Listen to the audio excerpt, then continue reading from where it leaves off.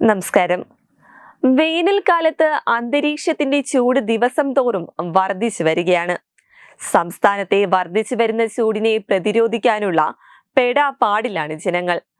അതുകൊണ്ട് തന്നെ കാലാവസ്ഥയ്ക്കനുസരിച്ച് ആരോഗ്യം പരിപാലിക്കപ്പെടേണ്ടത് അത്യാവശ്യമായ ഒരു കാര്യമാണ്. കൂടാതെ ഇപ്പോഴുണ്ടാകുന്ന ആരോഗ്യ പ്രശ്നങ്ങളും നാം ഒരിക്കലും നിസ്സാരമായി കാണാൻ പാടില്ല. ദിനംപ്രതി ചൂട് കൂടി വരുന്നതോടെ പാലിക്കേണ്ട മാർഗനിർദ്ദേശങ്ങളും അധികൃതർ ഇപ്പോൾ പുറത്തിറക്കിയിട്ടുണ്ട്. കൊടും ചൂടിൽ സൂര്യാതപം ഏൽക്കാനുള്ള സാധ്യതകളും വർദ്ധിക്കുകയാണ്.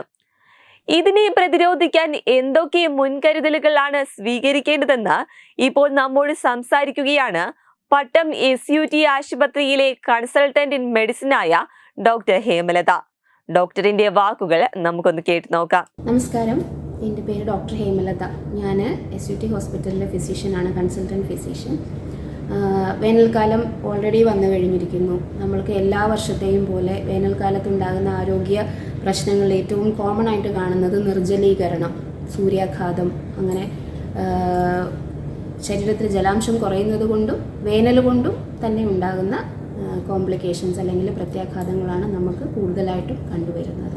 അപ്പോൾ ഇത് തടയാൻ വേണ്ടിയിട്ട് എന്ത് ചെയ്യണം എന്നാണ് നമ്മളിന്ന് സംസാരിക്കുന്നത്. ശരീരത്തിലെ ഊഷ്മാവിനെ നിലനിർത്തുന്ന ഹൈപ്പോതലാമസ് എന്ന് പറയുന്ന ഗ്രന്ഥി, നമുക്കൊരു കോർ ബോഡി ടെമ്പറേച്ചർ ഉണ്ട്. അതിൽ ആ ഒരു ചെറിയ നിശ്ചിത ശതമാനം ടെമ്പറേച്ചറിൽ മാത്രമേ നമ്മുടെ എൻസൈംസ് നന്നായിട്ട് പ്രവർത്തിക്കുകയുള്ളൂ, ശരീരത്തിൻ്റെ പ്രവർത്തനങ്ങൾ നന്നായിട്ട് നടക്കുകയുള്ളൂ. അത് കുറഞ്ഞു പോയാലും കൂടിപ്പോയാലും എന്താണ്, അതിൻ്റെ പ്രവർത്തനം വഷളാവും. അതാണ് പുറത്ത് ഒരുപാട് ചൂടുള്ളപ്പോൾ നമ്മളുടെ ശരീരം അതിനോട് ആ ഒരു ചൂടിനെ പ്രതിരോധിക്കാൻ വേണ്ടിയിട്ട് ഉണ്ടാക്കുന്ന ചില ചേഞ്ചസ് കാരണമാണ് ഈ നിർജ്ജലീകരണവും സൂര്യാഘാതം പോലുള്ള തെർമൽ ആയിട്ടുള്ള ചേഞ്ചസും ശരീരത്തിൽ ഉണ്ടാകുന്നത്. അപ്പോൾ നിർജ്ജലീകരണമാണ് ഏറ്റവും കോമൺ. നിർജ്ജലീകരണം എന്ന് പറഞ്ഞാൽ ശരീരത്തിനകത്ത് ജലത്തിൻ്റെ അംശം കുറഞ്ഞു പോവുക. യഥാർത്ഥത്തിൽ പുറത്ത് ചൂട് കൂടുമ്പോൾ നമ്മുടെ ശരീരത്തിലെ ഊഷ്മാവിനെ നിലനിർത്താൻ വേണ്ടിയിട്ട് നമ്മൾ എന്ത് ചെയ്യും, ശരീരത്തിലെ രോമകൂപങ്ങളിൽ കൂടിയും ശ്വാസത്തിൽ കൂടിയും ഒക്കെ ഒരുപാട് ജലം നമുക്ക് നഷ്ടപ്പെടും. അപ്പം അങ്ങനെ നമ്മൾ നഷ്ടപ്പെടുന്ന ജലാംശം ശരീരത്തിന് തിരികെ കിട്ടിയില്ല എന്നുണ്ടെങ്കിൽ അത് നിർജ്ജലീകരണത്തിന് കാരണമാകും. ഒരുപാട് പുറത്ത് നിന്ന് ജോലി ചെയ്യുന്ന ആൾക്കാർ, വെയിലത്ത് പണിയെടുക്കുന്ന ആൾക്കാർ, ട്രാവൽ ചെയ്യുന്ന ആൾക്കാർ, ലോങ് ആയിട്ട് യാത്ര ചെയ്യുന്ന ആൾക്കാർ, ഇവരൊന്നും ശരീരത്തിലെ ജലാംശം തിരിച്ച് എടുക്കുന്നതിനെക്കുറിച്ച് ബോധവാന്മാരായിരിക്കുകയില്ല.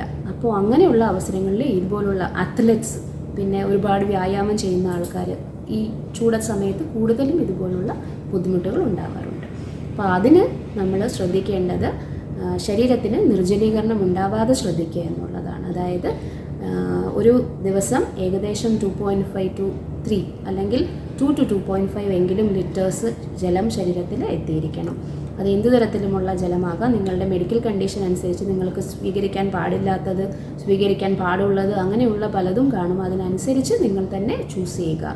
പിന്നെ പുറത്ത് പോകുമ്പോൾ ഒരുപാട് ദീർഘദൂരം ട്രാവൽ ചെയ്യുന്നുണ്ടെങ്കിൽ ഇടയ്ക്കിടയ്ക്ക് എവിടെയെങ്കിലും നിർത്തി അത്യാവശ്യത്തിന് ജലാംശം ശരീരത്തിൽ റിട്ടേൺ ചെയ്യാനുള്ള കാര്യങ്ങളൊക്കെ ചെയ്യുക. വെള്ളം കുടിക്കുക, അല്ലെങ്കിൽ ജ്യൂസോ പഴച്ചാറുകളോ എന്തെങ്കിലും സ്വീകരിക്കുക, വെള്ളം അടങ്ങിയ പഴം കഴിക്കുക. സീസണൽ ഫ്രൂട്ട്സ് എല്ലാം ഈ പ്രകാരം ജലാംശം അടങ്ങിയ പഴങ്ങളായിട്ടാണ് ഇത്തവണ നമുക്ക് കിട്ടുന്നത്. പിന്നെ ഒരുപാട് കൂടിയ ചൂടുള്ള സമയത്ത്, ഏകദേശം 11 മണി മുതൽ 3 മണി വരെ അത്യധികം ചൂടുള്ള സമയത്ത് ഗവൺമെൻറ് തന്നെ ചില റെസ്ട്രിക്ഷൻസ് ഈ പ്രകാരം ഏർപ്പെടുത്തും. വ്യായാമത്തിനും കായിക അധ്വാനത്തിനുമൊക്കെ ഏർപ്പെടുത്തും. അപ്പോൾ അങ്ങനെയുള്ള റെസ്ട്രിക്ഷൻസ് ഫോളോ ചെയ്യുക.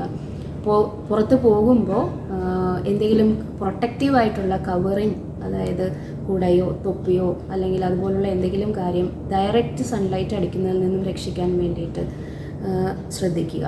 അപ്പോൾ ഇങ്ങനെയുള്ള കാര്യങ്ങൾ ശ്രദ്ധിച്ചാൽ ഒരു പരിധി വരെ വന്നിട്ട് ഈ തരത്തിലുള്ള പ്രശ്നങ്ങൾ നമുക്ക് ഒഴിവാക്കാം.